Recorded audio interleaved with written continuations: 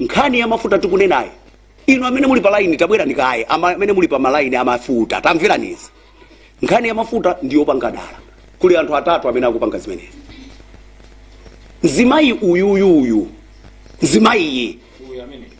mbaza kaya ndichani ovuta kuba kwenikweni ndi zache pambe kuba afika pachafuti kuba kwache ndikuchakuona kuti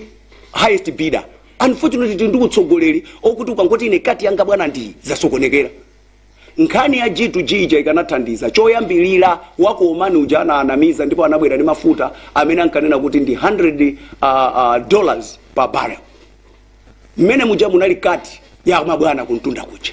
apanga zimene zija ndiye winanso wapita akukangana pawiri pa kwakozo bwana amene wako omani yakunama ife tikupezerano wa 6 per liter zimene ndikunenazi akane ndipo so dzulolo mmene incoming chief secretary amakambirana amakamba ndi incoming director general wa ku ACP okuti adzayambira uti kumanga ndipo anthu amene amangidwa corruption ilipo anthu akumangidwa kuyambira pa 17 pano chifukwa abera Malawi kwambiri amene wawa akutenga ndalama za mafuta zija zopanga amalawi mungakhulupirira kuti $22 million yaperekedwa koma mafuta sanabwere $22 million ngati akukana akane ndiye uyu wa Adax amene wakhala akumapereka mafuta naye wana kuti inetu mwakhala mukundinamiza nthawi yayitali ndiye ine mmandiuza kuti mudzindilipira leta sindingakupangeni pano to ali ku Mozambique kosakasaka kuti akasake mafuta ena amalawi kuba kokhakoka pa line mulipo zonama ndimalize pokuuzani kuti mafailo ena amene ndaona dzulolo ndi failo monga ya kugula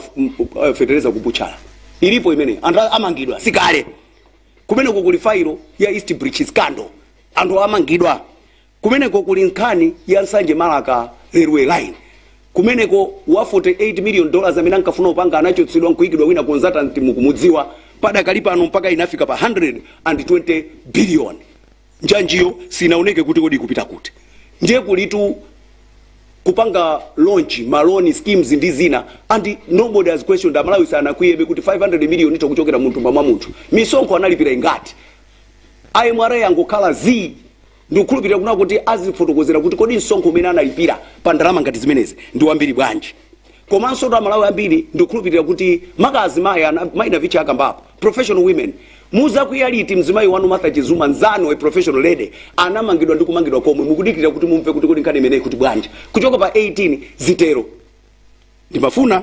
ndikutsimikizireni pano kunena kuti ngakhale nkhani yakugwa ndege kuchikangawa ichitika tu imeneyo tikamalowa apapa so is this the government we can trust the answer is no amalawi kulibe zokutati azikunamiza na awiri atatu kandidane azibusa kandidane amene adya kuti azikuza kuti ndi wakwatu mukuzunzika inuyo ndipo mavuto ndi ambiri fetereza uya kunenayo akhala 2 weeks yoka kungota 2 weeks izizi akubwerera pa mtengo wathu tisaname ndi mabodza zikomo kwambiri pana na malomba apatsena zathu ena zikomo kwambiri